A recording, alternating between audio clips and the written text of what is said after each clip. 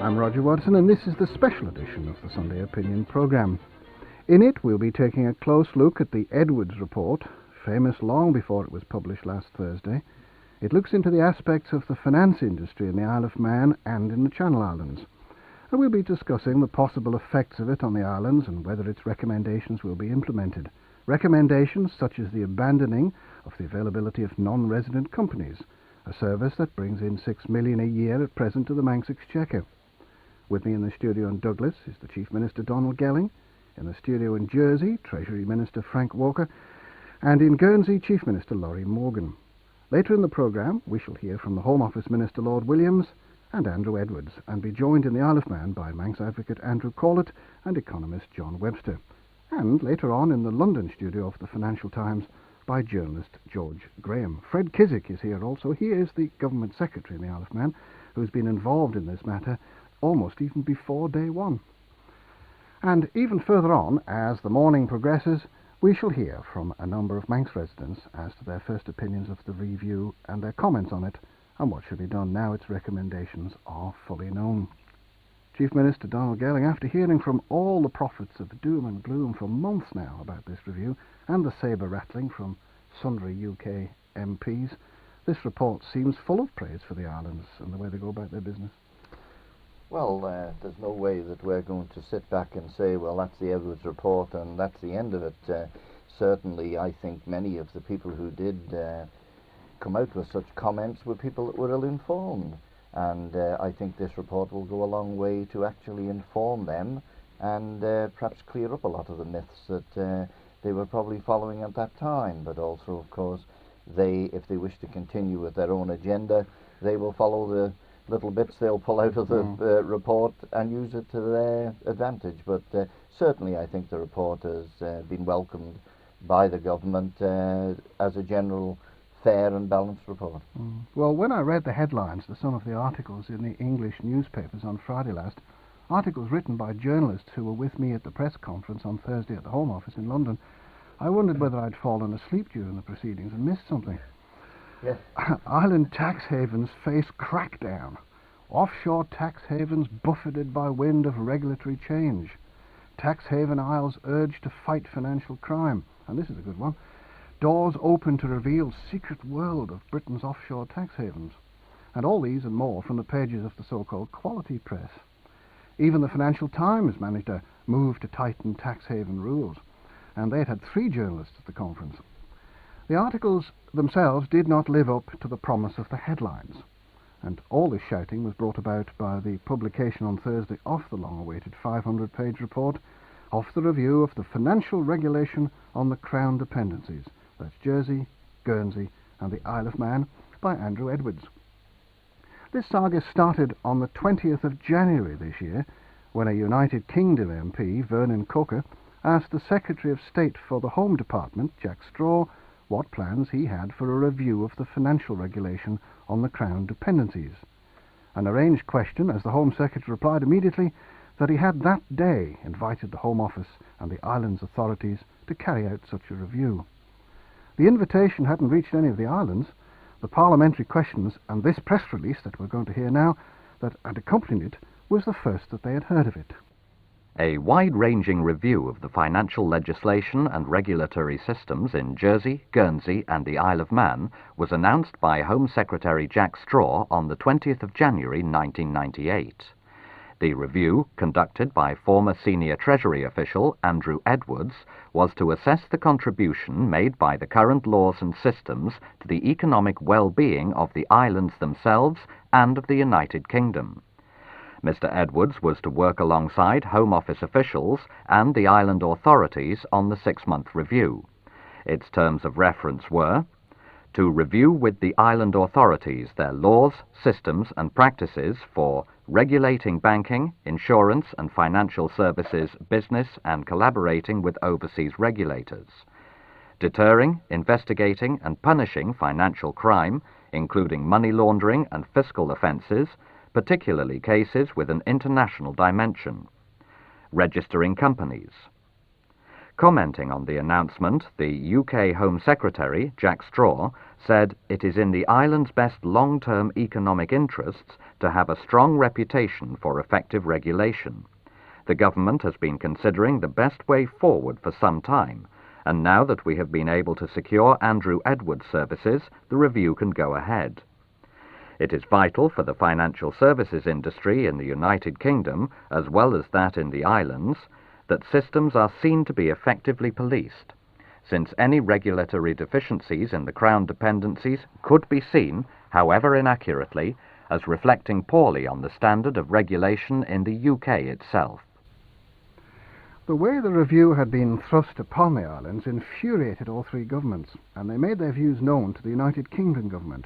Nevertheless, all three were willing to cooperate with it to allow such a review. Indeed, they welcomed it as a means of confirming to the outside world just how well run and how well regulated they were. The report was due out in June and then October, and finally it appeared last Thursday, the 19th of November. The first reaction from the Isle of Man came from the Chief Minister Donald Gelling, who's with us today, who commented that Mr. Edwards' report, commissioned by the Home Secretary, has provided a strong and independent confirmation that the Isle of Man is indeed in the top drawer of offshore finance centres. A Guernsey man at the Thursday press conference described the report as a wholesale vindication. Even so, the review makes many recommendations for change. Some are of a small and technical nature, and some would require a major shift in policy from the particular island. Here's Mike Percival with a short summary of the main conclusions. The report gives Mr. Edwards' own assessment. The key areas and the main conclusions on each of them are: the islands are clearly in the top division of offshore finance centres. Their finance centres have grown remarkably in recent years. Total assets and liabilities of island institutions and trusts are now some £300 to £350 billion. Business is truly international. In Jersey and Guernsey, GDP per head is above that of the UK. Their legal frameworks, judicial and prosecution systems, regulation and cooperation with other jurisdictions are remarkably good for such small communities, and conform in large measure to international standards. Conflicts of interest are generally well handled. Regulation of financial institutions is generally good. The regulatory boards should preferably not include politicians. The regulatory regimes for companies need to be strengthened in ways appropriate to the special character of the island company sectors, which consist predominantly of private asset holding companies. 90,000 companies are registered in the islands. Many more operate there while being registered elsewhere. The Isle of Man should consider vetting companies at registration and requiring confidential disclosure of true beneficial ownership where this differs from nominal ownership, as in Jersey and Guernsey. The locally incorporated non-resident company category should preferably be abolished. The islands have good legal frameworks for trusts. As in other trust jurisdictions, however, the scope for strengthening them seems considerable. The professional regulation of lawyers and accountants in the islands, already well developed, should extend to all practitioners. It should make it as difficult as possible for practitioners to engage in, facilitate, or acquiesce in disreputable activity of any kind, either by the firm itself or by its clients. It should cover provenance as well as handling of client accounts and requirements for professional indemnity and employee fidelity insurance. On policing of the finance centres, the islands are firmly committed to combat crime of all kinds, including tax evasion and money laundering, and to the fullest cooperation with other jurisdictions. In some respects, the island systems seem better than those of many larger jurisdictions. They have given exemplary assistance in many cases. The battle against financial crime, including tax evasion and money laundering, is not being convincingly won anywhere. Such crime remains too profitable. Possible measures to take the profits out of crime include powers to restrain assets in cases of unexplained lifestyles, tougher penalties, and more extensive use of civil law procedures. The islands have rightly been active in promoting international accreditation of regulatory standards and higher standards generally offshore. The islands are firmly committed to provide the resources needed to regulate and police their finance centres effectively. The law officers, police, and regulatory authorities in each of the islands appear between them to need about 20 extra professional staff. On priorities, the report suggests that the priority in Jersey should be to reach a position where the authorities can and do cooperate fully with other jurisdictions in the pursuit of financial crime and money laundering. The priorities in Guernsey should be to solve the nominee directors problem and, as in Jersey, to complete the legislative arsenal to combat financial crime and money laundering. The priority in the Isle of Man should be to strengthen the regulation of companies. The report concludes by expressing the hope that by spring 2000, the islands will have implemented, or be well on the way to implementing, all the proposals discussed, or will have decided what alternative courses to pursue. Well, there was a lot of speculation about this report, and the early leaks of the draft of it fueled much comment. If I could now speak to Frank Walker in Jersey, who's in BBC Jersey studios down there. Good morning, or good afternoon as it is now to you. Yes, good afternoon. It must be a relief now it's out. Is it in the general terms what you expected? I think it's very much what we expected. I don't actually think it's a relief at all, because we were confident from day one that the quality of the regulatory framework, the quality of our industry, and I know the same applies in all three islands, we were confident that Mr. Edwards would discover that for himself and would write a report which endorsed that. And that, of course, is exactly what's happened. And, of course, we do warmly welcome the report, because it is independent vindication of the position in all three islands.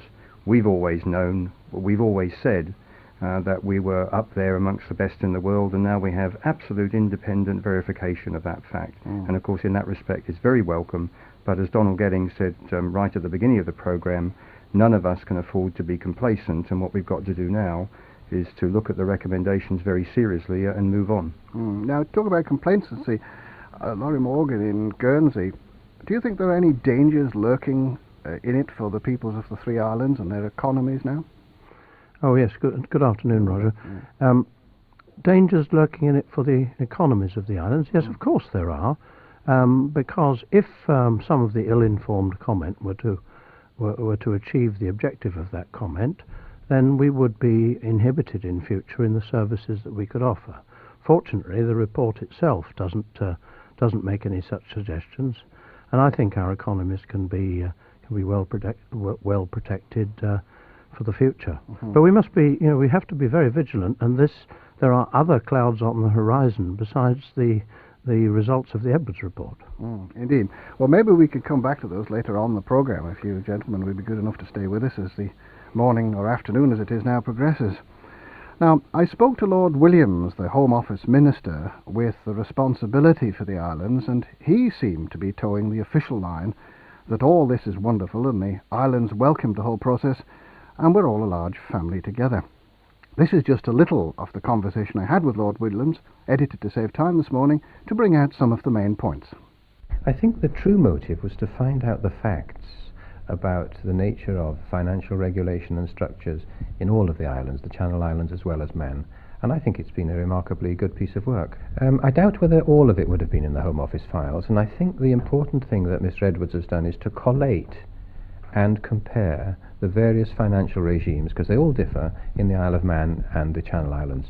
So it's a case of, I think, drawing together information, and also, not least, very importantly, listening to people in Man and the Channel Islands about their views about what could be improved. what he was asked to do was to carry out a full review, and it's a very comprehensive document, which I'm glad to say has been welcomed by the Man authorities. So there was no hidden agenda. He was asked to do a job of work. He's done it immaculately well. And in fact, my colleagues, and I hope friends in the Man administration and in politics there, always said to me, we've got nothing to hide. We want to have everything on show because we know that our stock in trade, our true capital, is public reputation. Now, very significantly, their stance has been upheld. It's very useful to have a discipline and a structure. What Jack Straw, as Home Secretary, has asked me to do is to chair a committee.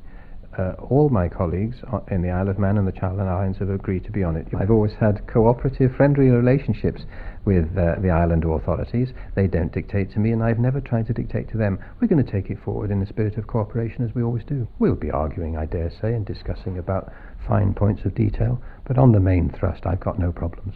We've got, I think, to put our minds to getting significant reform achieved by the end of next year.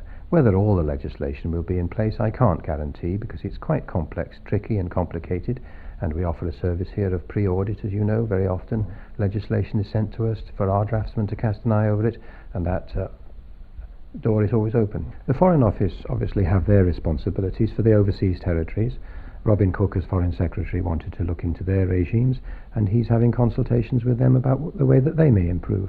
But my responsibilities in the Home Office are specific, of course, to Man and the Channel Islands. Well, I think anyone who reads the report is going to be fairly well heartened by the description of what happens in Man. Equally, I've not met anyone in the Isle of Man who doesn't think that there's scope for improvement. We live in an international world. All governments internationally, let alone in the context of Europe, are keen on financial regulation. They've got to be. Drug money, illegitimate money, criminal money, terrorist money, it's an international problem. Obviously, the Foreign Office is constantly encouraging overseas colleagues to get their regimes in appropriate order. I mean, that's the point of the Edwards report in our domestic context, and plainly the government encourages other governments to do the same. Some do, some don't, and they vary, of course. That's notoriously well known. I don't see damage to the financial sector in the Isle of Man. It's very, very important that your reputation and public profile is cleaner than clean. This is what Edwards intends to do. I mean, it's intended, I can't stress this enough, to be a helpful, cooperative basis. And it is, in fact, an extremely impressive document.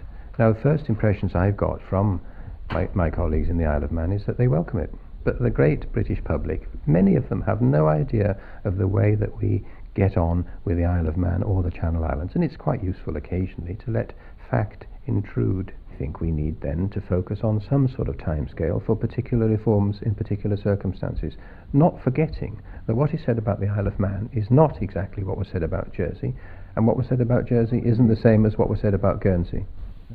That's Lord Williams, the Home Office Minister. Fred Kiswick is the Chief Secretary of the Isle of Man government, and it was he and John Cashin from the Treasury who had very often to deal with Andrew Edwards. Fred, did he appear to come with expectations of what to find and a brief as to what to do? Oh, he was certainly well briefed. He said he came with a clear mind and no preconceived ideas, and I guess that's true so far as anyone can approach a question which they have some knowledge of. I have no doubt that he came with some preconceived notions which derived from his background and history as a Treasury official.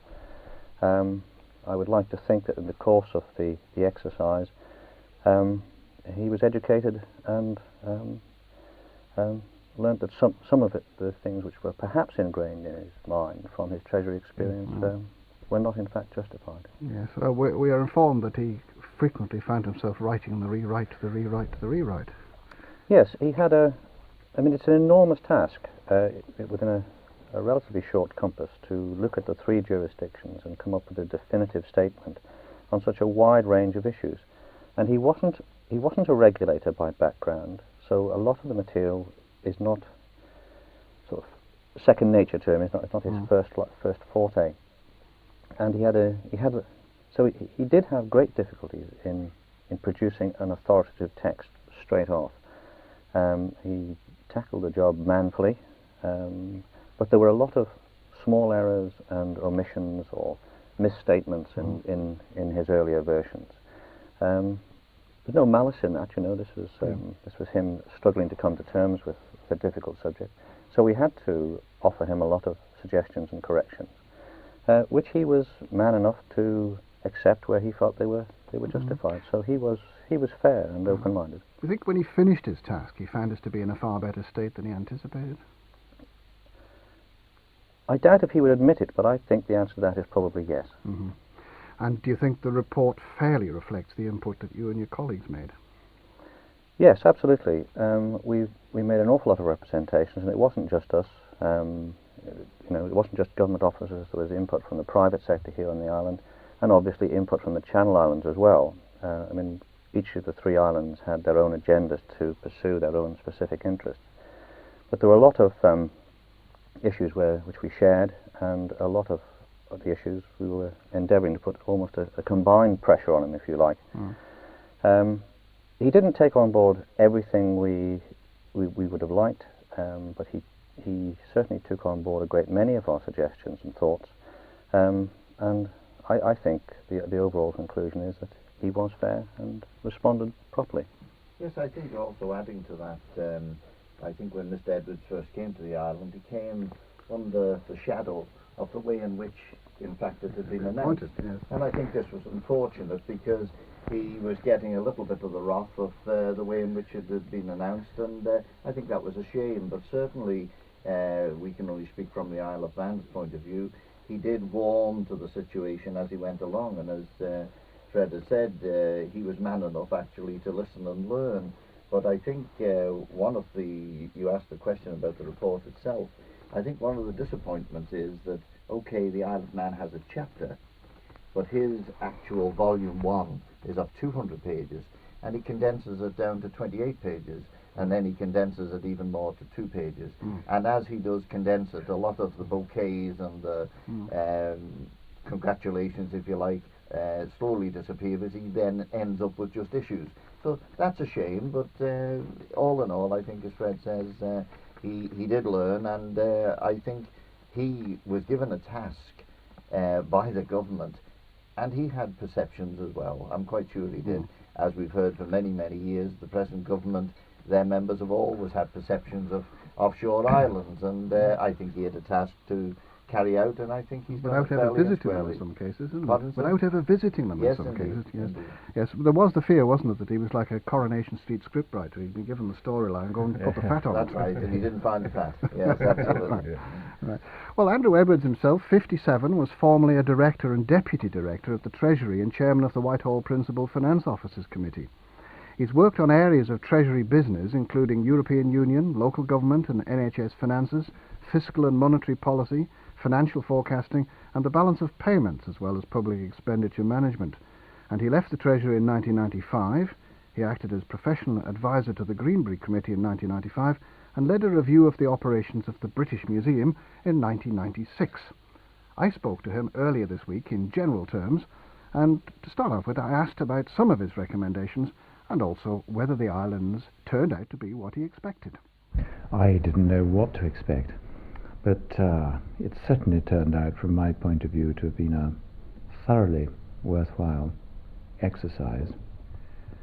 It's been very interesting, and we've tackled lots of important issues, and I'm extremely grateful to the Isle of Man authorities, and indeed the authorities in Guernsey and Jersey, for the immensely constructive way that they have joined me in the review. I didn't come with any preconceptions, so it's hard to compare what I found with what I expected. I found people, without exception, extremely cooperative, and that applies both to officials and ministers working for the government in the island, and also to the private sector people whom I met. Obviously, a great deal of the report discusses the big challenges which the islands face, as we all do in all finance centres. There are a lot of problems, and if we pretend that everything is for the best and it's best of all possible worlds, then clearly we're deceiving ourselves. Nevertheless, the first and most lasting impression that I've come away with is that the Isle of Man and the other islands have done a remarkable job, not just in building up their finance centres in terms of the amount of business they have, but also in the legal frameworks, the judicial frameworks, the regulation and the policing of their centres. I think the main areas are companies and the associated service providers, the company formation agents, company administrators, company managers, and so on. I think that is the area which most urgently needs attention in the Isle of Man.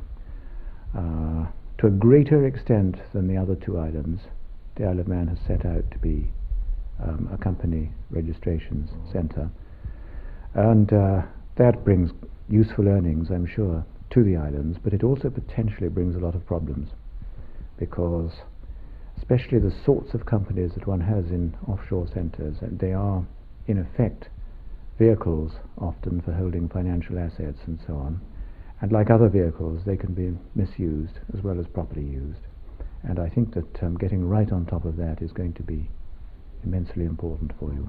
I've looked quite carefully at the levels of staffing both in terms of comparisons between the islands in relation to the sizes of their industries, and also more particularly in terms of what the people on the job are and are not able to do at the moment in terms of regulation, and how many on-site inspections they're able to make, to what extent they're able to police the perimeter of unlicensed business, particularly in the other islands, and so on.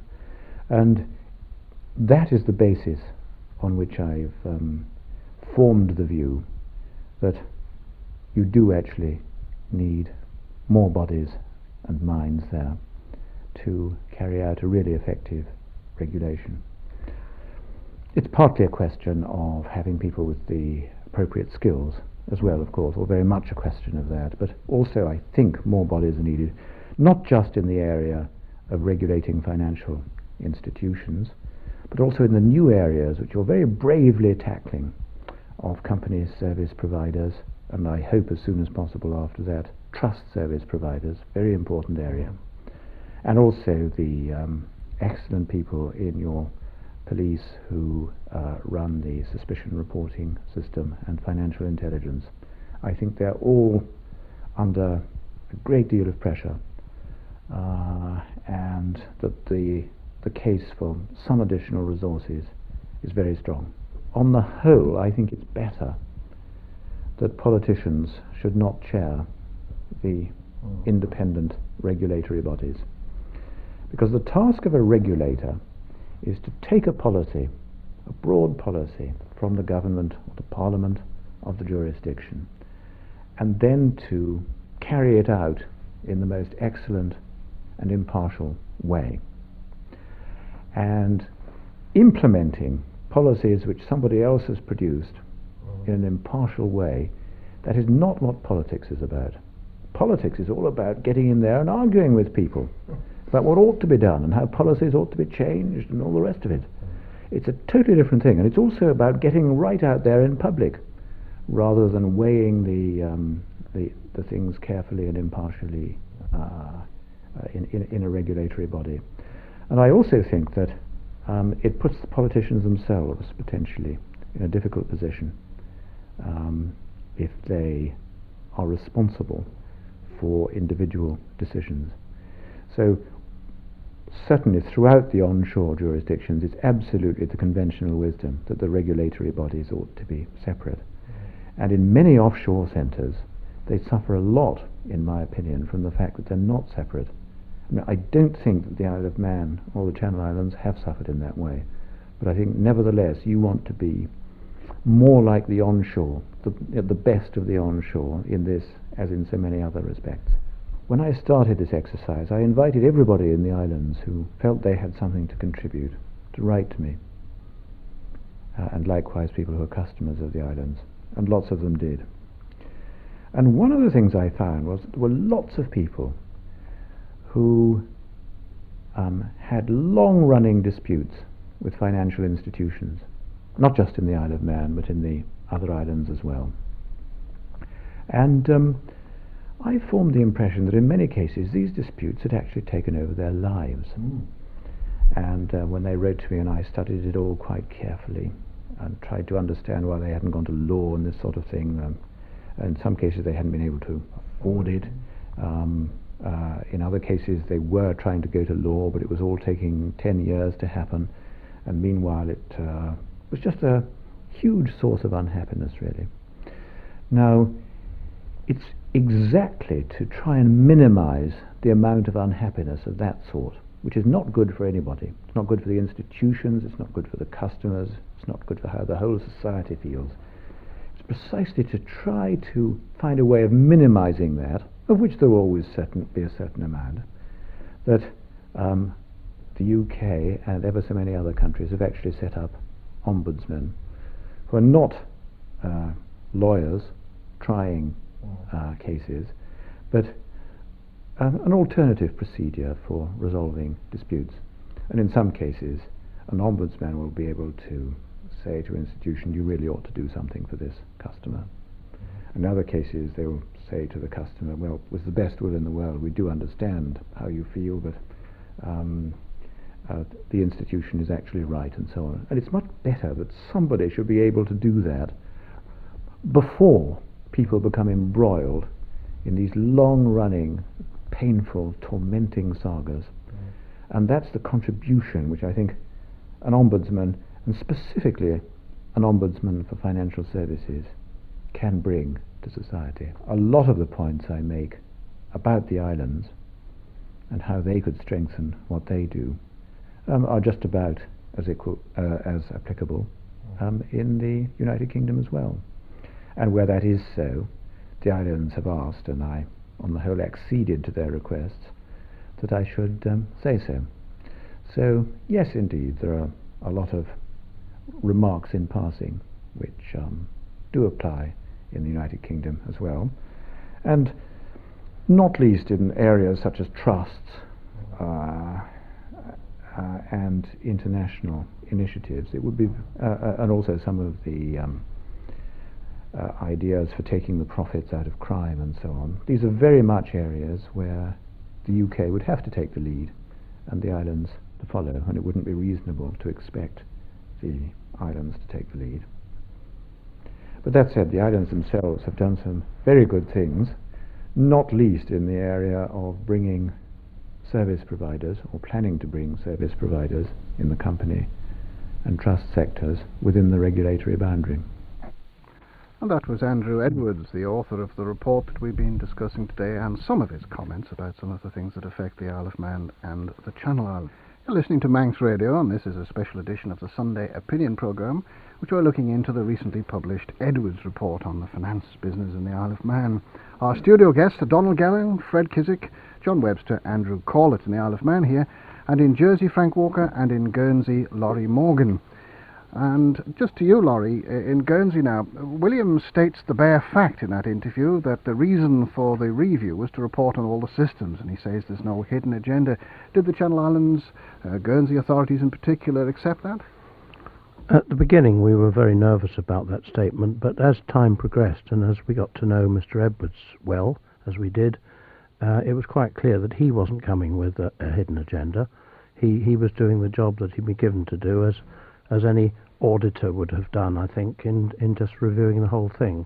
There is still an element of nervousness as to whether there is something behind all of this that we haven't yet been told. But certainly in our dealings with Andrew Edwards and with Lord Williams and the Home Office officials, I think I can say from Guernsey's perspective that we've been well satisfied and quite reassured. But it is still the question of why it was introduced in the manner that it was and at the time that it was. It's never been answered, has it? It's never been answered. There are those who have wondered if it was connected with the Geoffrey Robinson affair. But I think that's been dispelled by the fact that it's come to our notice that these moves were being made before the end of '97, certainly well before the announcement was made in Parliament. So perhaps the Robinson affair came along to give it an extra push. Now, Frank Walker, you had to deal with a lot of this at the time, in the sense that you're not only in the Treasury there, but you're also on your equivalent of the Financial Supervision Commission there. Now, why did you think that there was this sort of pressure from your own sources? Did you get any other information at the time? Because if I recall it, you were one of the most vociferous at the time when it was announced. No, I don't think we felt we were under pressure, and certainly, as Laurie Morgan has said, we were concerned at the outset. But I think now it seems to me that the most probable reason for the review being introduced by the UK government was that they do represent all three islands, the Crown dependencies, in certain matters internationally. And I think as a new government, as they then were, they were anxious, quite naturally I think, to establish that as major finance centres we were not going to be of some embarrassment to them on the international stage. And I think it's quite natural for them to say, well, we don't know enough about these islands, we don't know enough about their finance industries and how they regulate them. They have the potential, with the ongoing debate into tax measures and capital flows generally, they have the potential to embarrass us. Let's find out what they're all about. And I think what's now clearly come across, and this is endorsed very much by what Lord Williams has said, is that they're very satisfied with the report, and I look forward to continuing very good cooperation with them. What about European pressure in all of this? Do you think that there's also a case of saying, well, we've done this now, what are you going to do about your similar territories? Well, I'm not sure how much European pressure there is. The pressure is very patchy depending on which country you talk to, because of course the UK is not the only member of the EU with offshore or indeed onshore finance centres. It would be interesting to see if any pressure is being applied or will be applied to France, for example, in reference to Monaco, to Spain and the Netherlands and so on, because we're not alone in this situation by any means. That's right. Andrew Corlett, you're a lawyer here in the Isle of Man. Now, lawyers these days seem to get most of the income from the finance business as well as the traditional legal business. Did you react to this report favourably? Has the business or the industry reacted to it favourably? I think it has. It's perceived to be a fair and balanced report. His remit covered three main areas: financial regulation and regulatory compliance, and the island seems to be coming out rather well in relation to that. Financial crime, where it's come out extremely well, and bearing in mind the brickbats that we often get is in relation to financial crime. I think it's a great bouquet for us to be seen, in his own words, to be ahead of a lot of EU and FATF countries. And thirdly, in relation to corporate regulation and trust, there are obviously areas of concern that have been highlighted there, although I have to say that the regime which the government's seeking to introduce in the next 2 years in relation to corporate service providers should go a long way to alleviating those concerns. And in addition, the money laundering code that's coming into force in the next week or so, which affects those that form and administer companies, means that those people who are presently unlicensed will have to operate a diligent know your client regime, which is ahead of the case in the UK. You've mentioned 2 or 3 times the United Kingdom there, and ahead of the United Kingdom there. There are many recommendations in this report, Donald Guernsey. It's very difficult for you to implement some of them if the United Kingdom haven't got there yet, isn't it? Yes, well, this was something we actually raised with Mr. Edwards when he was bringing up some of these points, and we were actually saying to him, now the UK don't actually do this, and he was quite straight in his opinion, and that was that the spotlight was actually on the Crown dependencies, the offshore jurisdictions, so therefore we would have to be even cleaner than clean. We probably objected a little to that, but however, we can understand where he's coming from, and I think just going on to one of the other questions you perhaps posed, and I have to agree with Frank in Jersey, in as much as when you have a new government coming into the United Kingdom who have had a history of being questioning the offshore jurisdictions, and they have to stand up in international circles such as the OECD to actually put forward our cases, they have to be pretty sure of their facts. And I think, although they knew our legislation, they wanted to know how we were doing with the regulation on the islands, how were we implementing it.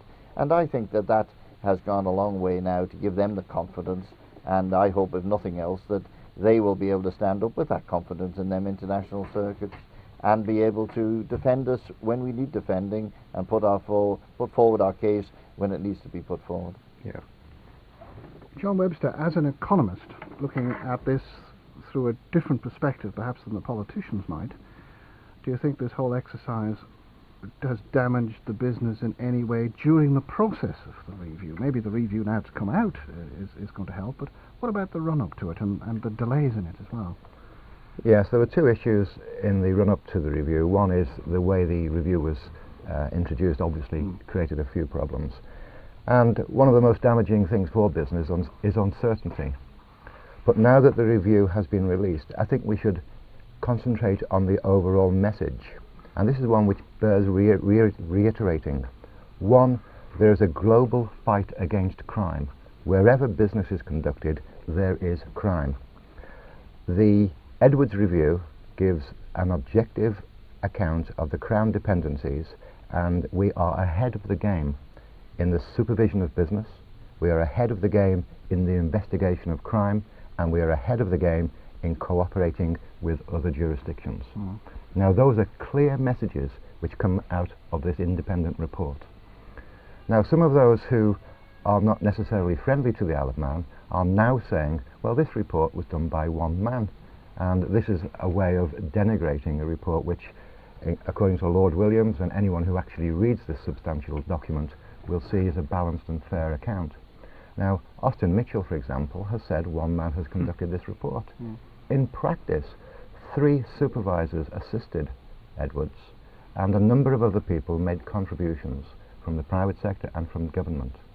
And I think one thing I would like to say is how effectively our government, led by Fred Cusick and John Casham and the AG, has handled this affair and represented our interests.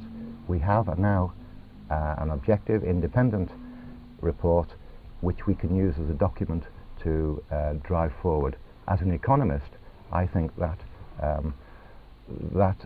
outline within which we can do business is excellent. It's a good sales document, is it? Yes. Right.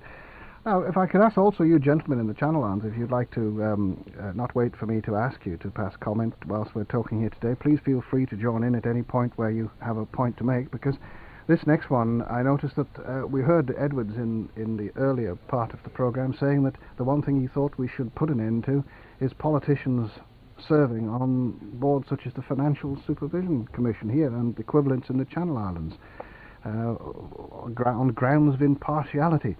Would you accept that, or do you find it a little insulting, Frank? Oh, I don't find it insulting at all, because he also said that the positions hadn't caused any problems, but he made the point that it's really all about international perception. And that's a point that we here have taken on board, and the FSC is currently looking at that position. You know, I make the point, I think too big, this has been turned into too big an issue, actually, because it has worked in practice. There's been no evidence of any problems. But nevertheless, as I said, international perception is important, and I made a statement to the States about 3 or 4 weeks ago, promising a further statement from the Financial Services Commission in the near future, and I expect to make another statement in the near future, and that will contain the considered comments and thoughts and views on the way forward of the Commission.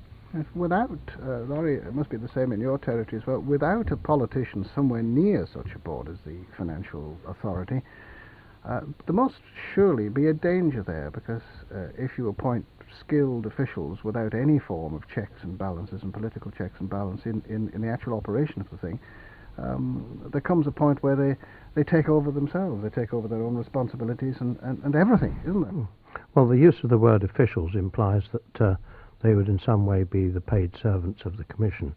I'd like to just trace our history on this one, because prior to the setting up of the Commission in '87, it was a state's employee, a civil servant in other words, who actually supervised the banking industry in Guernsey, and that went back to the early days of the industry in the late 60s, early 70s.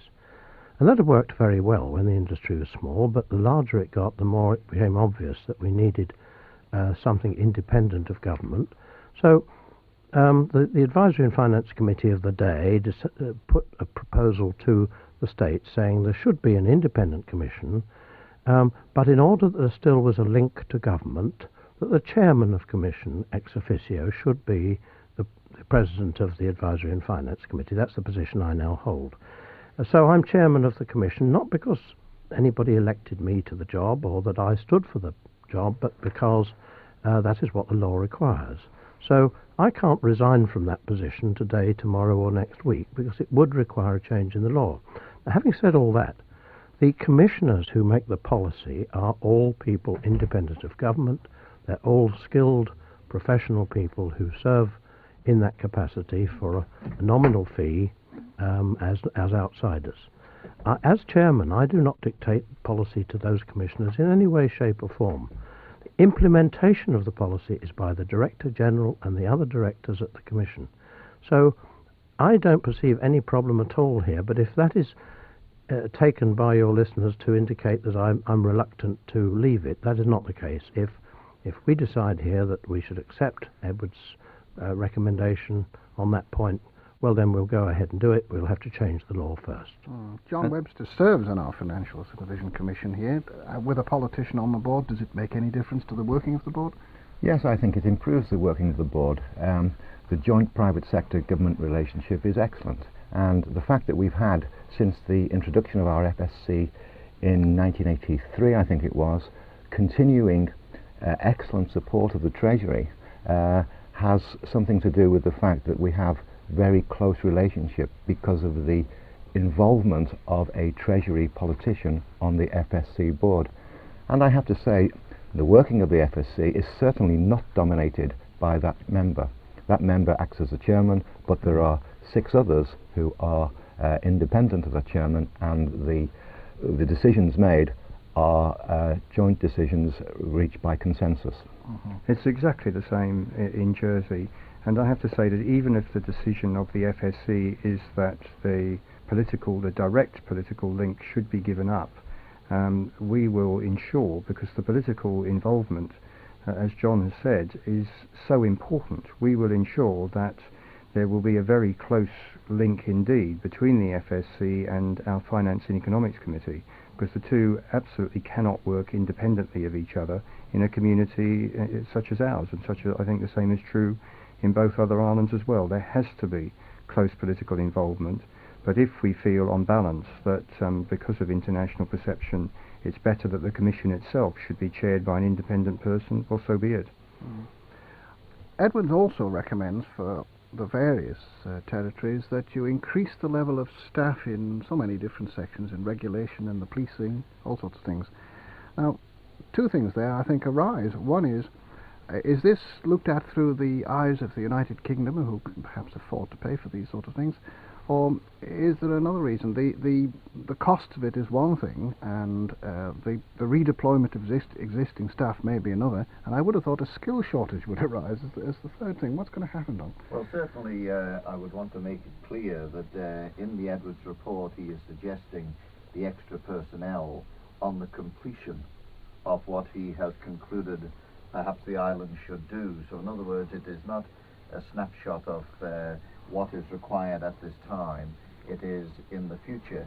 But certainly we have already studied the situation with regards to our police. We're just going to run into our budgetary talks now with all departments.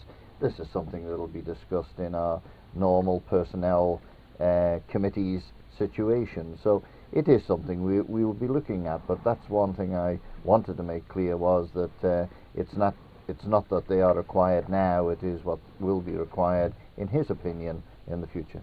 May I come in there, Roger, Please please? do, Yes, there is already a skill shortage, of course, in all the islands for professional people, and in particular professional people with knowledge of regulation.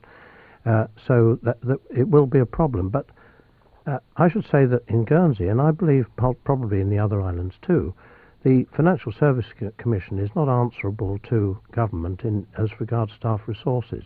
Certainly not here. They, in fact, set their own staff requirements, and the staff limitation policy, which applies to the civil service here, does not apply to them, has never applied to them, and they have never been deprived of the staff resources they want. They decide that, go ahead and appoint them. Now, that's why I find it curious that Mr. Edwards seems to think that that they need more people, because then they don't believe themselves that they need more people. So just putting more people into an office is not going to improve regulation per se. But having said that, if we introduce, for instance, the supervision of fiduciaries, then that in itself will need more people to do that specific task. Yeah, I think if I could come in as well, that's very much a view we've taken here, that with the introduction of our investment business law, which went through the States just a few weeks ago, and the fiduciary law, which hopefully will go through the States next year, we identified many months ago that we would need a certain number of additional staff anyway.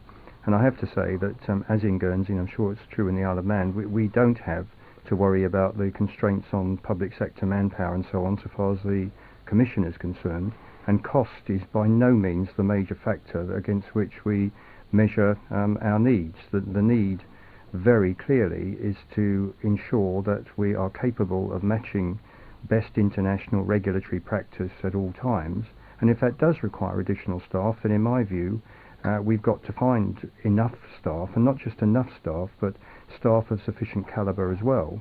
And if that means going outside the island to recruit them, that's exactly what we'll do. There has been argument, we've heard it before with regards to the Financial Supervision Commission. We heard it when over here in the Isle of Man, customs and excise officials were given powers which actually exceeded the police, that they could go into properties without a warrant where the police needed one and so on.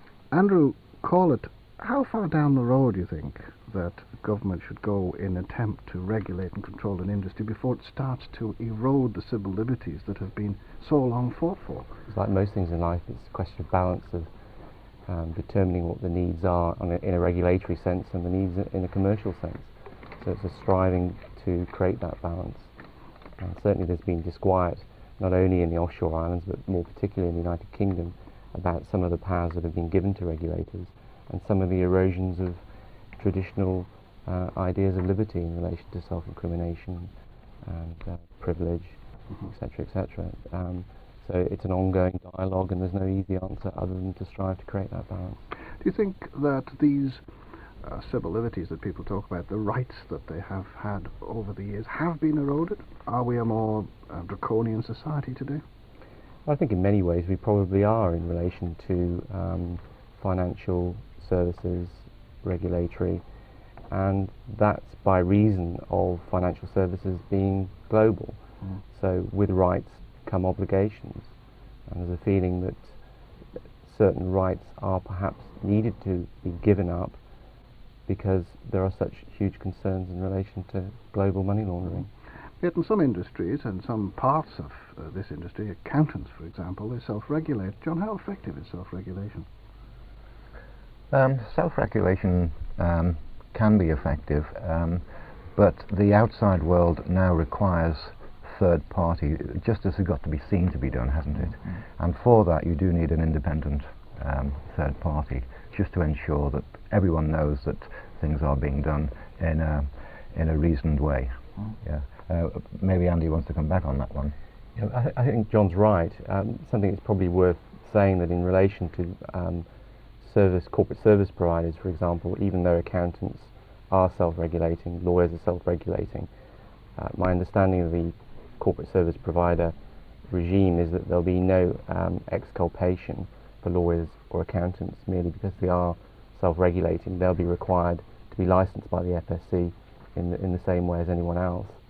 So that erosion of traditional SRO in important areas is already being undertaken. I think that's absolutely right, because the mere possession of a qualification does not necessarily mean that that person is in any way morally superior, less likely to resist temptation than other people. regulation in all aspects of the industry we've talked about, but in the middle of all this, there was another completely new concept put in for Chiswick, an ombudsman for dealing with customer disputes. That sounds like a very expensive process to set up the office of an ombudsman. It could be. It depends how you approach the issue. I don't think Andrew Edwards is necessarily saying that you need to establish a new ombudsman with a new office, an entirely new function.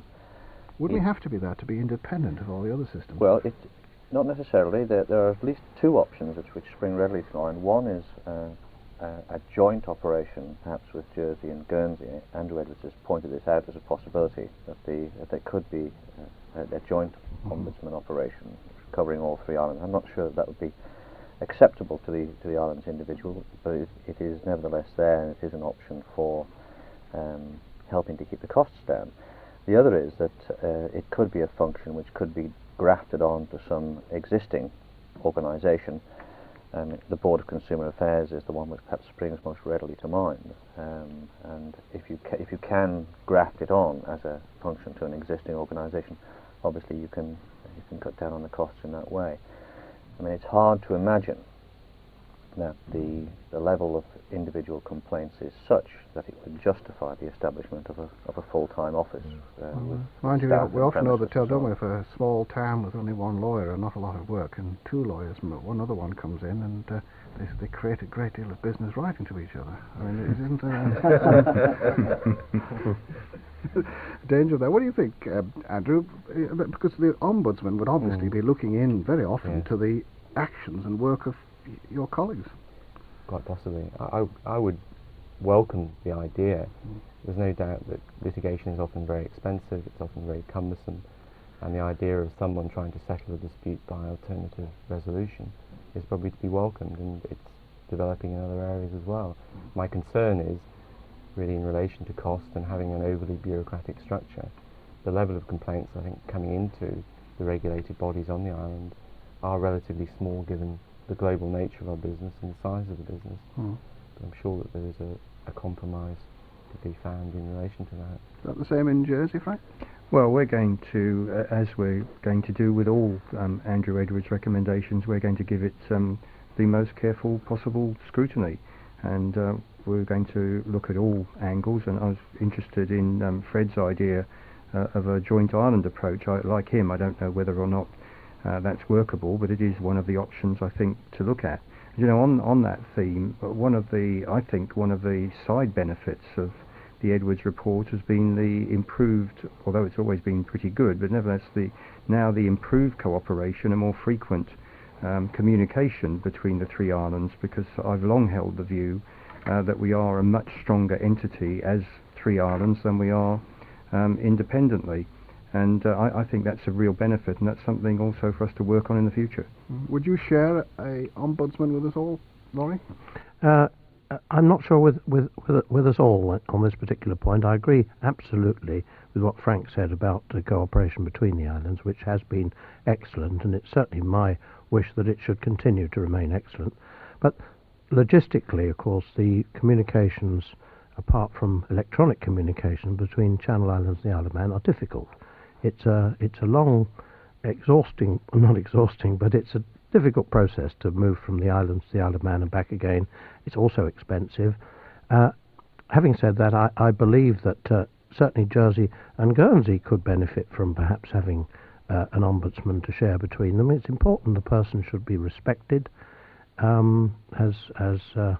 Corlett has said. You know, he must be somebody that people would have confidence in, and I think we could do something with Jersey. It would be more difficult to bring in the Isle of Man, but if there's a way of doing it, and perhaps the ombudsman could in fact be located on the mainland. He doesn't have to be a person with an office.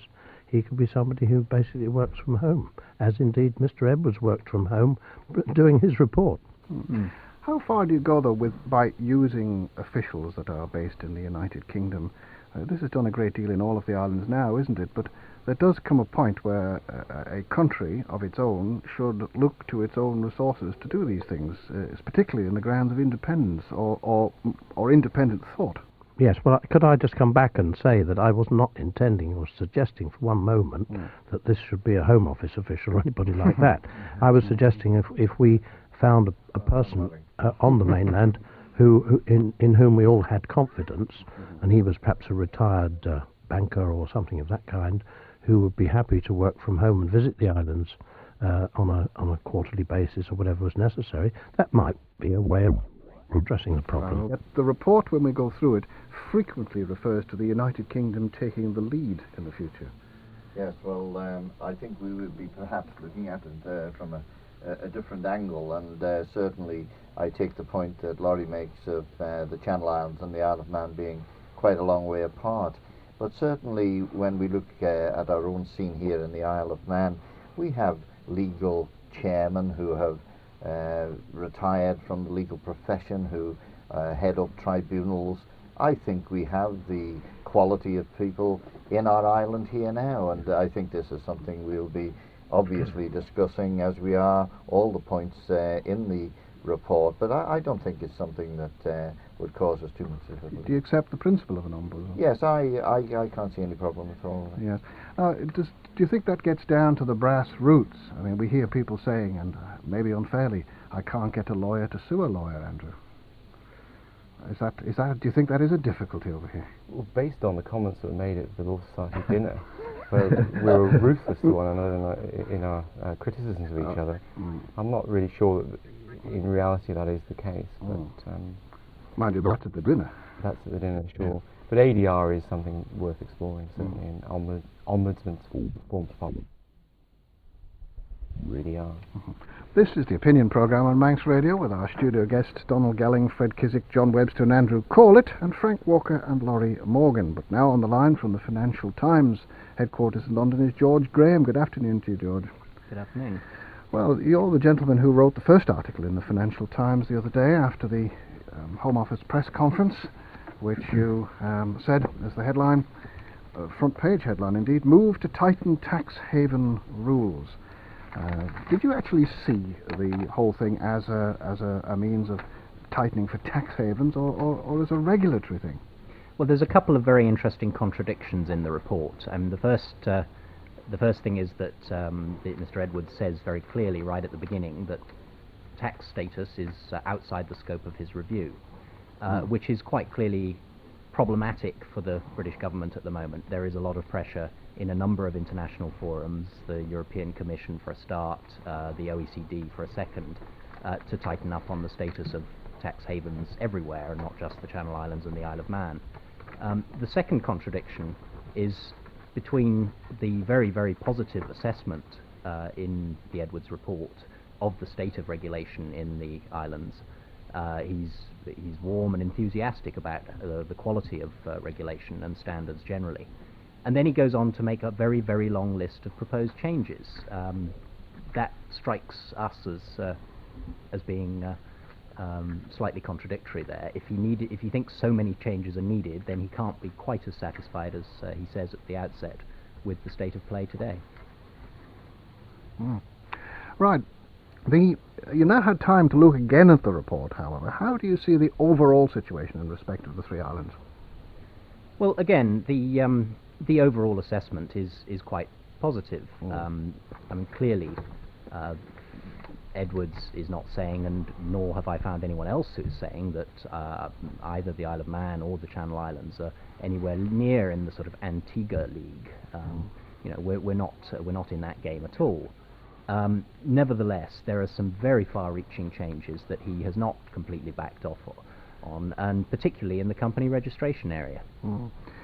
Have you been to any of these territories? Have you yourself been around? Have you had a look? Have you made your own investigations in the past? We've had a number of reporters in these areas. Right. Now, one of our advocates here is Andrew Corlett. I think he'd like to say something. Andrew, what were you going to say? Yes, hello. In terms of you saying that the Isle of Man measures up quite well in relation to other offshore dependencies, and you saying that he's highlighting concerns he has in our company and trust field, how do you think the island measures up when compared with the UK provisions in relation to company and trusts? I think there are some points of concern there. The Edwards has quite clearly said that he regards it as an urgent requirement to strengthen the regulation of the company sector. He argues for disclosure of beneficial ownership to the authorities, even if on a confidential basis. Can I just stop you there? Does that happen in the UK, do you know? Yes, it does. Not in every case, Mr. Graham, no it doesn't. There's a filing, yeah. Of beneficial ownership? Ultimate beneficial ownership, no, but there is a filing of ownership. Right, but not ultimate beneficial ownership? No. And is there any vetting of UK companies, or can anyone go along and form a UK company? Well, there is vetting of companies, yes, and there's a number of provisions on that. No, there isn't any vetting. There's no licensing system for corporate administration, I don't think, is there? Yeah, you have to be a director. I mean, you have to meet up to the standards of being a director. As you do in the Isle of Man. It's true in the UK, I think, that you can have a sole director, can't you? I'm not expert enough on company. I think you can. In the Isle of Man, you require 2 directors, so the 4I principles applies. Also, I think it's true in the UK, you can have a corporate director. Mm-hmm. So you could actually have a company incorporated in England with a sole director being a company incorporated in Vanuatu. But you've still got to file accounts, and you're still subject to inland revenue inspections. Can I ask you, do most UK companies file accounts? There are a lot that are behindhand, but they're gradually catching up. In fact, the majority don't file, do they? I haven't looked at the numbers recently. Right. If you've got a turnover of less than 350,000, which is really probably the majority, you don't need to file accounts. And I think it's also the case that one of the concerns that Mr. Edwards has is obviously in relation to asset holding companies. In relation to those, there's probably no requirement in the UK to file accounts in relation to those kind of entities. I'm not trying to defend the UK system against the Isle of Man one. I mean, if you don't want to accept the recommendations that Edwards puts forward, that's fair enough, and you can argue against them. But the fact is that he is suggesting changes, and that the Home Office and the Treasury particularly, because even though it's a Home Office affair, it's the Treasury that's pushing on this. Yeah. The Treasury is very keen for changes in this area. I think in terms of the Isle of Man, the island is keen to have a well-regulated corporate sector, and certainly we're going to be licensing corporate service providers, and many of the recommendations are already on train in the Isle of Man. The point that I really want to make is that you're making a comparison between the Isle of Man and some of the other offshore jurisdictions, and quite rightly you're saying the Isle of Man is better. But I think there also needs from time to time to be made a comparison between the Isle of Man and metropolitan jurisdictions, because there is a certain amount of duality that we feel in the islands in relation to pronouncements and statements coming out of metropolitan jurisdictions. I think Jersey, yes. I know that you have frequently remarked that you feel that our treatment from the press in the United Kingdom is not necessarily a fair one. Now, we have a member of the United Kingdom press and a responsible journalist at that on the line now. Is that still your view? Well, some of the treatment that we've Hello, received... Frank? Hello, can you hear me? No, we seem to have lost the line to Jersey. I'm sorry. Well, yes, talking about then the treatment of newspapers and the press, George, I was at the press conference the other day, and it's quite clear that there was very little time for the journalists and there was 3 FT people out there to get to grips with such a weighty document and a report. Do you think that certain of the journalists go in already with a fairly preconceived idea? I think at that particular press conference it was quite clear that 1 or 2 of the journalists didn't go in with any ideas at all. In this particular case, we had the advantage of being able to read the draft in advance, and so we had a fairly detailed idea of the rough areas that Edwards was looking at. But certainly we had an hour lock-up to read the report before the press conference started. You can't compare every single paragraph with the draft in that time. Can you hear me now? Yes, I can indeed, Oh, Frank. good. I was just about to say to you before that I know that you had certain views on the way that we are treated by the United Kingdom press from time to time, or the way methods of reporting.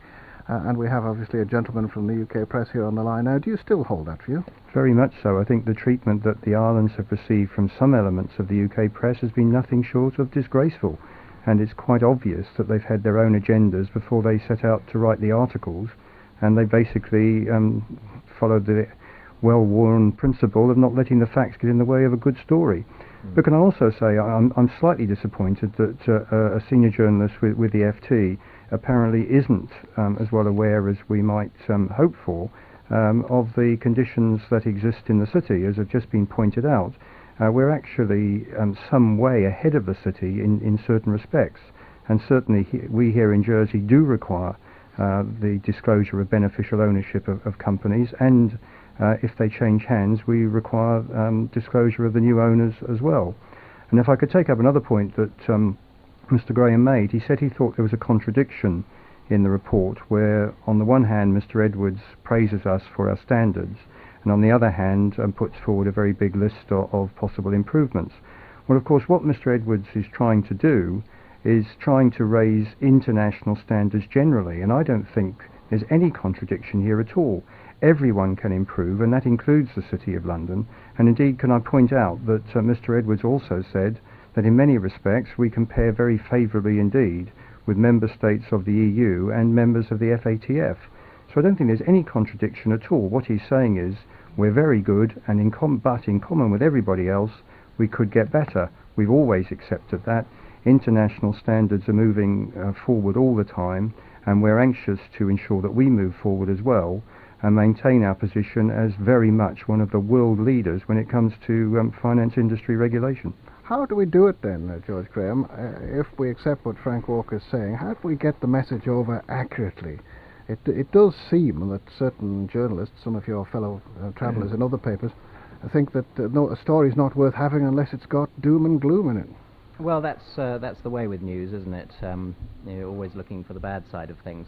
I mean, I don't think there's any secret recipe on this. Your colleagues in the Cayman Islands probably have a greater tale of woe to tell on that score. They're never going to get over the image conveyed in the firm, I don't think. It's a very difficult case to make.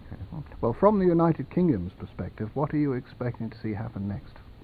Well, the meetings will begin under Lord Williams's chairmanship in January. I think we're expecting to see a fairly steady, detailed, undramatic set of changes rolling forward, many of which are already in train, as you've pointed out. I mean, certainly the company service providers legislation in the Isle of Man goes some way to addressing what Edwards proposes for you, and in Jersey, likewise, there are a number of measures that are already underway. Oh. But do you expect a quick result, or how long do you think this might take? I wouldn't expect anything desperately quick, because we're not talking about one or two things here. We're talking about a long list of detailed changes suggested.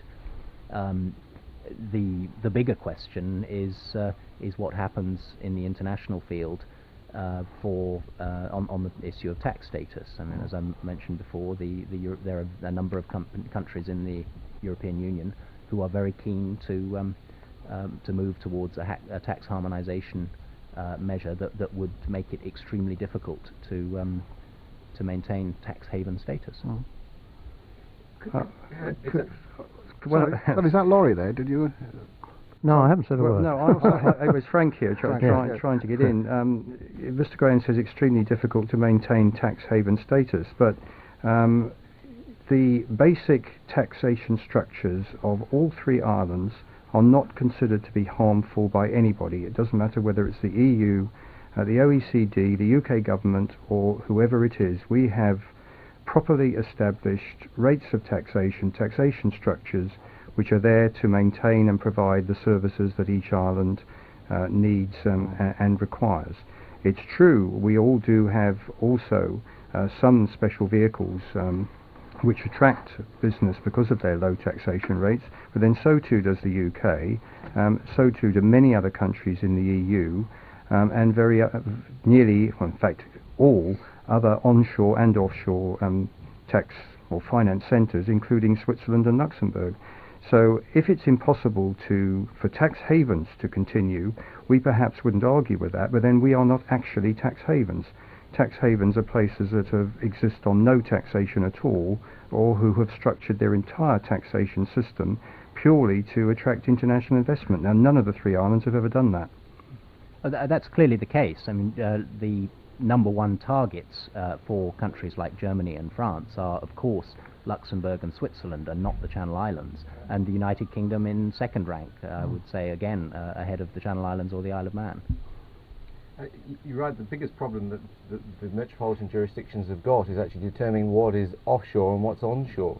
In fact, the UN report into financial havens says that the biggest offshore centre in the world is the City of London.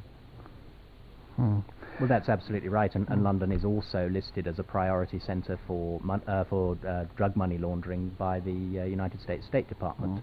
And clearly, the bigger a financial centre it is, the more it's a target for money laundering.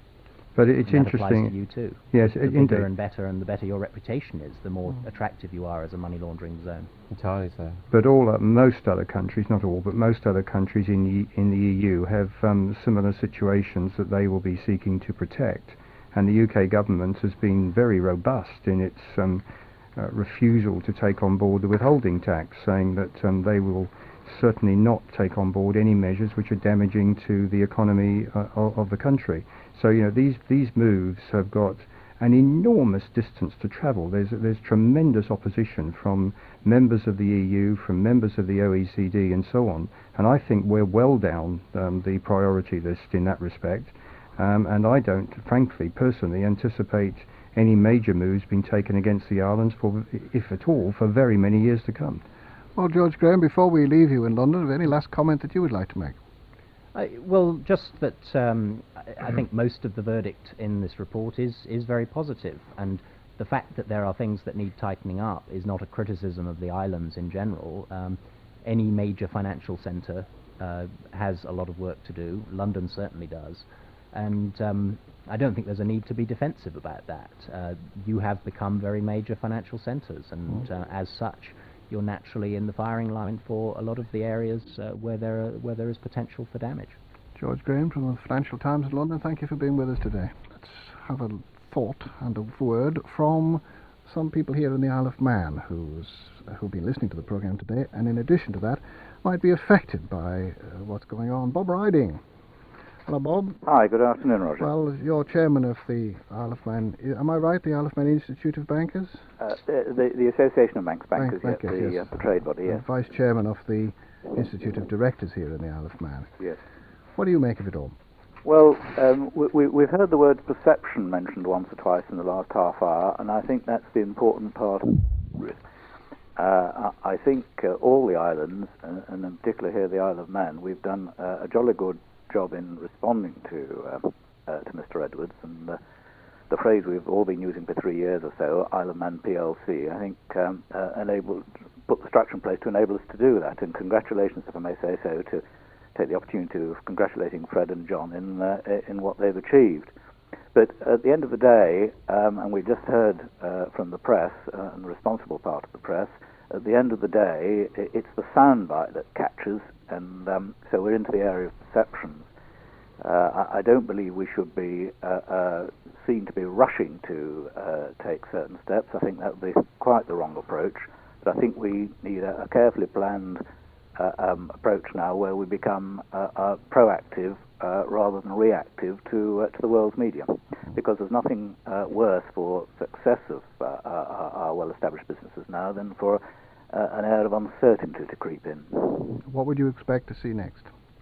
Well, the first uncertainty that crept in was the way this whole thing was introduced, and that raised the whole matter of the status of the islands. And Noel Kringle and St John Bates in various places in the last few weeks have had something to say on that. But putting that on one side, the worry must now be that through suggestions, despite the facts, suggestions that the tax side is going to be pushed, can do, I think, significant harm to the business of all three islands. So I think that's the area where we've got to get quite proactive. Bob Riding, thank you for joining us. My pleasure. Ian Jarrett now from the Isle of Man Bank. What effect do you think all this will have on your business? I don't think there's going to be a particularly different effect on our business, because we certainly, as I think all the clearing banks on the island, and indeed all of the financial institutions, the reputable financial institutions on the island, we already have very high standards that we apply. And as the report has highlighted, the regulatory aspect of the island has come out very well indeed. Certainly, I think I can say for the for the NatWest Group, which the Isle of Man Bank is part of, that we wouldn't have increased the amount of investment that we have in either the Isle of Man or Jersey or Guernsey without the fullest confidence in those regulatory regimes. I think also it's quite important as far as the companies issue, which I'd like to take up, because this is one area where the report does highlight some areas. The companies issue, we, as do I'm sure the other banks, have very strict rules, part of the Know Your Customer regulations for opening accounts, and we certainly we take great steps to make sure that we do know as far as possible who the beneficial owners of companies that are looking to use our systems for transferring money. So in that regard, I think we do show quite a positive approach, and one that Mr. Edwards, of course, is aware of. Right. Ian Jarrett, thank you for joining us. Charles Kane has been in this business for quite a long time. Charles, what do you make of it? Well, I thought it was a very fair report, and I thought it was very balanced, and I agreed entirely with Don Gelling's comments at the presentation. I do think that there are three areas where he strays, where Andrew Edwards strays, and they are the areas that I would expect him to stray. The first one is clearly in his dogmatic requirement that we require more civil servants. Well, he wouldn't he? He's a civil servant himself. The second area, which caused me quite a bit of concern, related to his comments on trust law. It did seem to me that he was singularly unqualified to make those remarks. We have always taken the view here that the closer Manx trust law is to English trust law, the better. And while he was at one hand praising us for not adopting some of the more radical legislation for asset protection trust and star trust, etc., he then went on to suggest that we should actually make some changes in our trust law to take us into another area altogether, and I think that would be a great mistake. I really profoundly believe that in the area of trust law we should maintain our trust law exactly in line with that of England, and if it's not good enough for England, then it shouldn't be good enough for us. But I think in general the most important aspect of this report and the way it's been received, and particularly from the press's point of view, has been the display of ignorance and prejudice that is clearly evident even in the Financial Times. I was delighted at the way that Andrew Corlett was asking those very gentle questions of the gentleman of Financial Times, which revealed thoroughly that the gentleman of Financial Times hadn't a clue what his situation was in England. I do think that we have an enormous presentational problem to overcome this prejudice.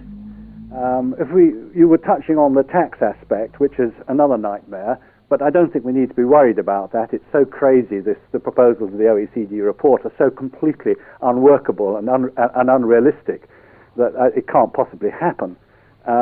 But I do think that we need to think very hard about the way that the Manx government presents us, the way Isle of Man PLC is presented. And I do think that internationally we've had a problem in the past, in that I think that because of our constitutional relationship with the United Kingdom, we've relied on British civil servants to represent us overseas, but yet those same British civil servants have had their own prejudices and ignorances, and as it were, our case has not really been properly put. And I think that is something that we really need to consider very carefully indeed. How do we put our case internationally without having our hands tied behind our back? Right. Charles, thank you as well for joining us today. Thank you. Thank you. And we have two more callers on the line before we return to our studio guests today. One gentleman who's been following the report, I think, fairly closely is Graham Ferguson Lacey. Well, as they say, what do you make of the show so far, Graham? I think it's been an extremely worthwhile and very professionally put together programme on a subject that is, of course, of immense interest to everybody in the island. That's very kind of you. I was really actually thinking of the report in my question.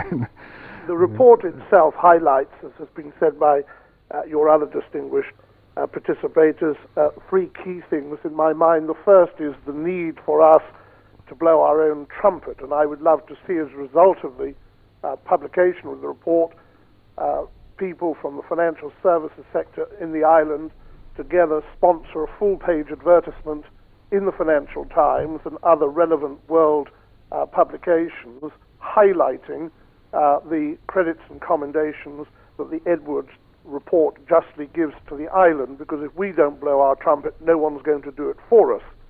The second thing I think that is important, because of the tax question mark and uncertainty associated with that perhaps the island should develop closer relationships, slowly but definitely, with Ireland.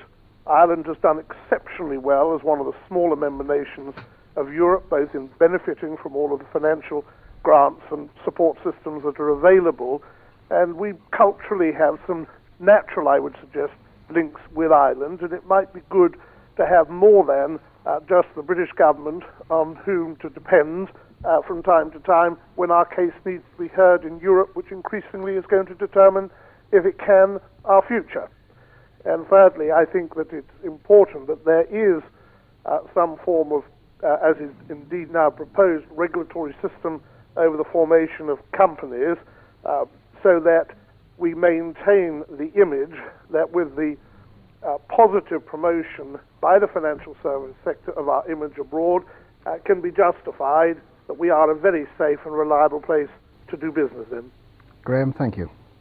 And our last caller for the day, a regular contributor to our programmes here, who is always guaranteed to come at things from another direction. He's a former United Nations civil servant, and he's had the responsibility for looking after the affairs of islands such as ours in the past. Gordon Sanders. Hello, Gordon. Oh, good afternoon, Roger. I should perhaps point out that although I am an international bureaucrat retired, I am rather past my sell-by date, beyond any question. But I would like, first of all, to congratulate you and Charles Webster, your producer, and the other participants from the Bankside, especially Andrew Corlett, Charles Kane, and Mr. Graham Lacey, who have, for the first time in a program of this kind, placed, I think, the Isle of Man in a very definitely international context. Mr. Edwards is clearly a very senior retired British civil servant, but the report does, I think, reflect very much his limitations, perhaps, in as much as his experience has been engaged, I imagine, entirely within the United Kingdom. And this clearly has affected his views on political participation in the financial regulation commissions, and also, to some measure, his views on ombudsman. Now, the whole thing is really very well done, one must say that. Mr. Edwards is obviously an expert practitioner of this art, which enables senior civil servants to advance the policy objectives of the British government and sedate those who might want to rock the boat.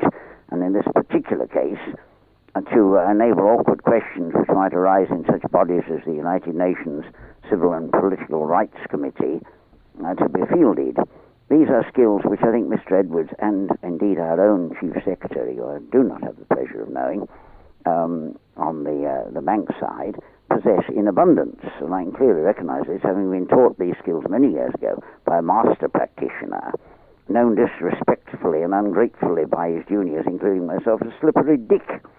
Mr. Edwards and Mr. Kissock, I salute you both as masters of the noble arts. Gordon, thank you. Right, Roger. Cheers. Goodbye. Bye. Not too sure how Fred took that then, but yes, he's congratulating you, I think, Fred. I'll take praise wherever it comes from and in whatever form. Right, well, a little time left now, gentlemen. Continual bad press coverage is the comment that's come out throughout all of this. What can we do about it? I mean, what can you do about it, Donald? Well, I think taking the point of Graham Ferguson Lacey of taking a full page in the international newspaper, I think that would be immediately misconstrued as well. And I think it is a very, very difficult area. We certainly take every opportunity we can, whatever conferences we go to, wherever we go, even the parliamentarians who put their name to the early day motion in the Westminster Parliament. We had actually written individually to every one of them, not saying anything other than this is the position in the Isle of Man. To what you have put your name does not apply. But this is the problem. I don't think in many, many ways it matters very much to them. If they get the headline, that is the situation. But it's certainly something that concerns us, it worries us. With this Edwards report, we've had people on the Isle of Man coming over to do an interview on the Edwards report, and the first question is, what's the Edwards report all about. And this is a difficulty in trying to get the message over if they do not know what questions even to ask, even as an investigatory question. It is difficult. Well, at the press conference that I was at on Thursday, there was one young gentleman who hadn't opened his press pack, and the conference hadn't started yet, and he was writing his report. That's it, exactly. Well, I think, if I can just also say on the television, the CFAX and Teletext, they had got their sound bites actually off the Daily Telegraph the day before it was even announced. Yeah. And that was extremely disappointing. Yeah. Right. Frank Walker, you're a newspaper man. What can we do about it? We've got to tread very carefully. If we go over the top in terms of overt promotion, it will, as Donald has so rightly said, be misconstrued and quite possibly rebound on us. And I mean, goodness me, even the low-key meetings that we've held with MPs, not this year but last year and before, have been totally misrepresented in one national paper. So we do need to be careful, but at the same time we shouldn't, in my view, be too worried about it, because despite the best efforts of some of the media, the finance industries in all three islands have continued to prosper, and I believe they will do so in the future. Now, Laurie Morgan, before we leave you gentlemen in Jersey and Guernsey, what now? What do, if you accept the recommendations of the report, and the meetings are going to start next January, one assumes that they are going to start, do you think it'll be with a spirit of cooperation, or are we in for a period of discussion and argument? Well, it'll certainly be in the spirit of cooperation so far as we're concerned. We've already started, of course, in fact we started a week or two back on reviewing the suggestions made by Mr. Edwards. We'll continue to do that through the rest of this month and in December. We'll discuss these things internally first. We'll then want to talk to our colleagues in Jersey and the Isle of Man. Hopefully when we all go together to our first meeting with the Minister in January, we will have identified the things that we're happy to go ahead with quickly, those things that perhaps we're not all in accord about, and those things which we will wish to resist, or at least to say we must be very careful before adopting this suggestion. And we must try and get a few spin-offs from all this as well, mustn't we, Fred? I mean, is there anything in it other than the report? I was just going to say, Roger, I think there are two good spin-offs from Edwards which haven't particularly had a mention so far, one internal and one external. The internal one is that the whole exercise, I think, has caused government to look at this area of policy as a whole collectively. Without the Edwards impetus, I think we would probably have been looking at these different parts. Different parts of government would have been looking at different bits of the whole scene.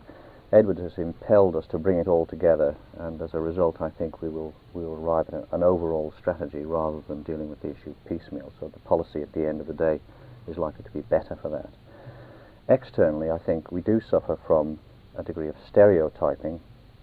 There is a popular concept, peddled particularly by the popular media, that if a jurisdiction has low tax, it must also have lax regulation, secrecy, lack of cooperation internationally, and generally be a haven for widespread financial crime and money laundering. And it's that package which is damaging to the offshore centres, because whilst people can't really attack you very much because you're a low tax area, if they think you're also harbouring criminal activity, that's what they attack you for. And the great benefit from Edwards is that he endeavours to sever that link. I mean, what he is saying is, yes, you do have low tax, but there is nothing there to demonstrate that you do have lax regulation, secrecy, or lack of cooperation. And I think that's the severing of that link is an important development. We're fast coming to the end of the programme now, but just one question I'd like to ask you, John Webster. Since the report's been published, have you had any increase in inquiries in your own business? Has it highlighted? Funnily enough, we did. We had an excellent day on Thursday and another one on Friday. I think it was coincidental, but yes, we did actually. We must end the Sunday Opinion programme now, and we took a look at the Edwards report into the financial regulation in the Isle of Man, Jersey and Guernsey. Now, I must thank all our contributors today. In the studio here in the Isle of Man was the Chief Minister Donald Gelling, the Chief Secretary Fred Kiswick, Advocate Andrew Corlett and Economist John Webster. In Jersey, Frank Walker. In Guernsey, Laurie Morgan. And in London, George Graham. Lord Williams of Moston and Andrew Edwards himself were most helpful. And the telephone contributions were by Charles Kane, Graham Ferguson Lacey, Bob Riding, Ian Jarrett and Gordon Sanders. We must thank BBC Radio Jersey and BBC Radio Guernsey for their facilities today, and the Home Office and the Financial Times technical facilities. The excerpts from the report were read by Mike Percival, and the programme was produced by Charles Webster and myself, and the studio production board, Mike Reynolds and Charles Webster.